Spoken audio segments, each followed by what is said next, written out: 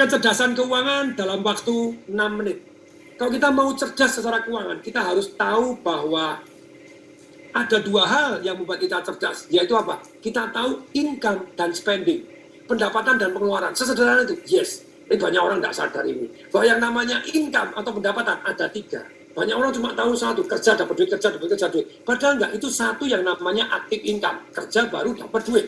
Yang kedua adalah pendapatan yang namanya passive income. Tidur pun dapat duit. Passive income itu ada 3 macam. Satu paper asset, saham yang menghasilkan dividen, bond yang menghasilkan istilahnya bagi hasilnya, deposito yang menghasilkan bunganya, hak royalti buku Anda, hak royalti lagu, hak royalti film Anda, hak royalti teknik Anda yang sehingga Anda dapat passive income berdasarkan paper asset. Aset Anda kertas. Kemudian yang kedua, properti yang Anda sewakan atau properti yang Anda bagi hasilkan. Itu adalah passive income bentuk yang kedua. Properti yang menghasilkan Anda sewa-sewaan dan Anda dibagi hasil, kalau sawah dibagi hasil itu Anda dapat passive income. Kemudian yang ketiga, dari passive income ini jenis yang ketiga adalah bisnis yang jalan tanpa Anda.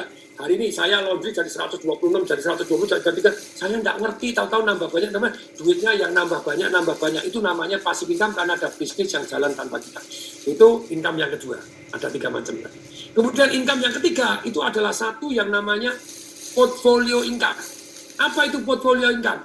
Yaitu kenaikan dari harta kita. Misalnya saya beli rumah ini, dulu 2,4 M gitu ya. Jadi 10 tahun yang lalu 2,4 M. Hari ini kalau saya jual, belum ada 2005, wah ya sudah 16 tahun ya. Hari ini saya jual itu 25 M laku cepat. Kanan kiri sih jual 35, ada yang 40, ada jual 25 langsung di 4 orang. Nah ternyata saya tidurin 16 tahun, itu harganya malah naik. Enak ya, ditidurin aja naik. Tapi sayangnya naik berapa? 22 miliar, 22,6 miliar kalau jual cepat. Kalau jual 30 miliar untungnya lebih tinggi lagi. Tapi sayangnya orang hanya punya properti satu saja. Padahal properti itu adalah portfolio income. Kenaikan capital gain terhadap dari harta Anda. Ini income ada 3. Anda harus punya 3-tiganya. Active income-nya dapat, passive income dapat, capital gain-nya juga dapat. Sayang kalau properti hanya cuma 1. Berikutnya yang namanya pengeluaran itu ada 4. Satu adalah pengeluaran yang namanya produktif. 2, pengeluaran yang namanya konsumtif. 3, pengeluaran yang tampak produktif ternyata konsumtif. Yang keempat, tampak konsumtif ternyata produktif. Pengeluaran ada 4. Saya jelaskan satu persatu. Pengeluaran yang produktif itu apa sih? Semua pengeluaran yang membuat aktif income Anda naik, passive income Anda naik, portfolio income Anda naik, atau capital gain Anda naik. Pokoknya naik ini harta Anda berarti pengeluaran Anda sebetulnya pengeluaran yang produktif. Kemudian yang kedua, pengeluaran yang konsumtif. Pengeluaran konsumtif apa? Karyawan, ya kalau karyawan tidak menghasilkan lebih dari yang dia diterima, ya dia bayar, ya itu namanya mesin. Nah, mesinnya kalau ini mesin belum tentu produktif, kalau mesinnya 2 mangkak, ya nggak bisa. Jadi segala pengeluaran konsumtif, itu segala pengeluaran yang membuat Anda nambah pengeluaran atau nilainya berkurang. Beli mobil harganya turun. Nah, pengeluaran yang namanya konsumtif itu ada 3 macam. Satu langsung habis, beli makan, beli minum, lupa, tapi itu untuk perlu. Yes, tapi antara pengen dan perlu, nanti beda. Perlu makan secukupnya, kalau perlu makan di restoran yang mewah, ya itu namanya ya konsumtif kan begitu ya. Kalau makan sehari-hari di rumah ya masih oke. Kemudian berikutnya, pengeluaran langsung habis. Yang kedua apa? Namanya passive spending. Tidur pun Anda harus wajib keluar. Contohnya cicilan handphone Anda, cicilan rumah, cicilan mobil, terus kemudian Netflix Anda, terus kemudian langganan Spotify Anda, apapun langganan-langganan, ya itu yang namanya passive spending. Tidur pun pakai nggak pakai tetap keluar, cicilannya tetap jalan, keluar tetap jalan. Pengeluaran yang ketiga adalah pengeluaran yang paling bahaya, yaitu apa? Invisible spending. Spending yang Anda nggak ngerti, tahu-tahu miskin. Apa itu? Nomor 1 adalah inflasi. Yang kedua adalah apa? Invisible spending. Bukan pajak. Pajak kan kalau Anda punya penghasilan dapat, enggak. Dari penurunan harga Anda, daya belinya, inflasi. Jadi inflasi nomor 1. Yang kedua ya tadi, barang yang Anda beli, misalnya beli handphone, sekian tahun harganya turun, beli sepeda motor turun, beli mobil turun. Nah, boleh nggak? Nanti dulu. Itu pengeluaran yang kedua. Yang ketiga, pengeluaran yang tampaknya produktif ternyata konsumtif. Apa itu? Misalnya, Anda beli barang yang Anda kepingin, bukan perlu. Ada orang beli sepeda motor, Saya tanya, dia bilang telepon, Pak Tung enak aja, Pak Tung kan duitnya banyak, duitnya sedikit, gaji cuma 3,5 juta.